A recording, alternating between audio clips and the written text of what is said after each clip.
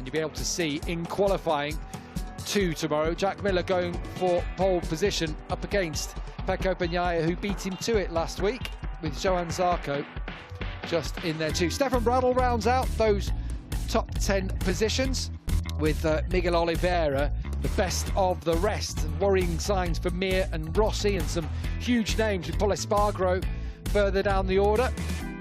Equilacquona struggling. That's all the KTMs really are, I suppose.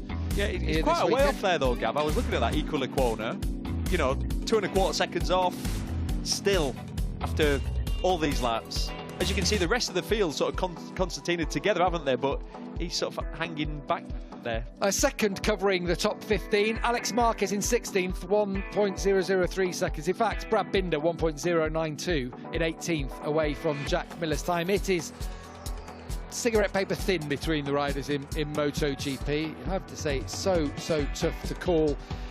I don't know, I'm looking at these runs now, how much I'm reading into them.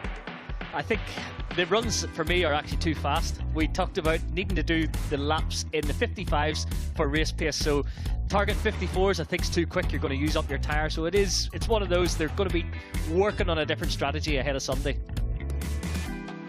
It's going to be a strange one as well tomorrow. See who gets through to Q2. Then we've got qualifying to come, pole position. How are you reading how the weekend's going, Neil, so far? It's strange. It's hard to call. Again, Michael's so right. The lap times are too fast on the race tyres. That doesn't make sense if you think about it. But it makes a lot of sense, because to actually get a full understanding of how these tyres are going to react, you need to set a certain pace and stick with that.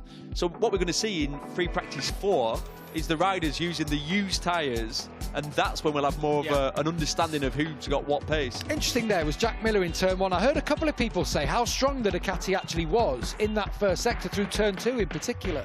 Yeah, that's for them.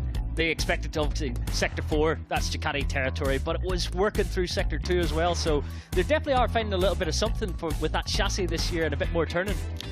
I just wonder how much we can read into any of this, how the rest of the season's going to go in Qatar so far. It just feels so different to what we're going to get back in Europe. No, I think we need to certainly get Portimao and Jerez out of the way before we start saying who's going to do what for the season. Yeah, and who knows if we get Marc Marquez back by then. If the top, whatever it was, 15 covered by a second, just chuck Marc Marquez into the mix too and see what he's going to do. Is he going to be able to get within a second? Anyway, we'll find that all out over the next few weekends, but it's Jack Miller who ends day 1 in Qatar.